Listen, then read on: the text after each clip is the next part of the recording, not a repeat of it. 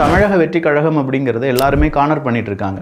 ஒரு நபர், இரண்டு நபர், ஒரு கட்சி, இரண்டு கட்சி கிடையாது. பல கட்சிகளும் சேர்ந்து தான் இந்த தமிழக வெற்றி கழகம் அப்படிங்கிறது இருக்கவே கூடாது அப்படிங்கிறதுல இப்போ ரொம்ப முனைப்புடன் செயல்பட்டு வருகிறார்கள். அதில் குறிப்பாக திமுகவை சொல்லலாம். அதற்கு அடுத்தபடியாக இப்போ நாம் தமிழர் கட்சி அதில் இறங்கியிருக்காங்க.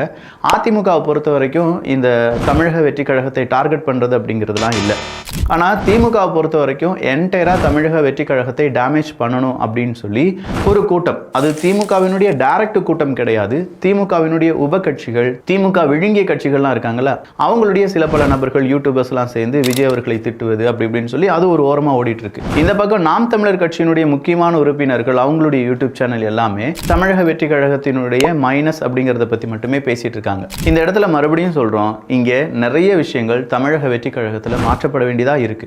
ஆதவ அர்ஜுனா அவர்களுடைய தமிழ் பேச்சு சரிப்படுத்தப்பட வேண்டும்.